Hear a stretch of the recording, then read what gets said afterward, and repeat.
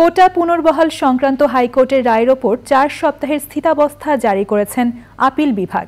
আন্দোলনরত শিক্ষার্থীদের ক্লাসে ফিরে পড়াশোনায় মনোযোগী হওয়ার আহ্বান জানিয়েছেন প্রধান বিচারপতি। আর শিক্ষকদের উদ্দেশ্যে বলেছেন তারা যেন শিক্ষার্থীদের শিক্ষা প্রতিষ্ঠানে ফিরিয়ে নেন। অ্যাটর্নি জেনারেল বলেছেন, আদালতের আদেশের ফলে সরকারি চাকরিতে নিয়োগের ক্ষেত্রে নবম থেকে 13তম গ্রেড পর্যন্ত কোটা পদ্ধতি বাতিল করে 2018 সালে জারি করা পরিপত্র বহাল থাকলো। মাজহারুল হক মান্নার রিপোর্ট। এখন জন্ম সনদ দিয়ে খোলো বিকাশ স্টুডেন্ট অ্যাকাউন্ট। নিজের বিকাশ নিজে কর। সরকারি চাকরিতে নিয়োগের ক্ষেত্রে নবম ও 13তম গ্রেড পর্যন্ত কোটা পদ্ধতি বাতিল করে 2018 সালের 4 অক্টোবর পরিপত্র জারি করে জনপ্রশাসন মন্ত্রণালয়। এর বৈধতা চ্যালেঞ্জ করে 2021 সালে রিট করেন চাকরি প্রত্যাশী ও মুক্তিযোদ্ধার সন্তান জাহিদুল ইসলাম সহ 7 জন। রিটের শুনানি শেষে 2021 সালের 6 ডিসেম্বর হাইকোর্ট রুল দেন। রুলের শুনানি শেষে 5 জুন কোটা পদ্ধতি পুনর্বহালের পক্ষে রায় দেন হাইকোর্ট।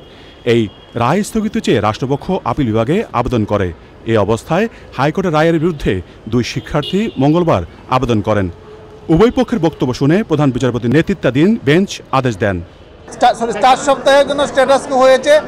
আগামী 7-8 তারিখে আবার এই মামলাটা কজ লিস্টে আসবে এবং এই স্ট্যাটাস কো আদেশ দেওয়ার পর আদালত আরও 2টা নির্দেশনা দিয়েছেন, 3টা নির্দেশনা দিয়েছেন। একটা হচ্ছে স্টুডেন্টদেরকে, আন্দোলনকারী ছাত্রছাত্রী যারা রয়েছে তাদেরকে ক্লাসে ফিরে যাওয়ার জন্য বলেছেন এবং ভাইস চ্যান্সেলর মহোদয় যারা রয়েছেন তাদেরকে শান্তিপূর্ণ পরিবেশ বজায় রাখার জন্য বলেছেন।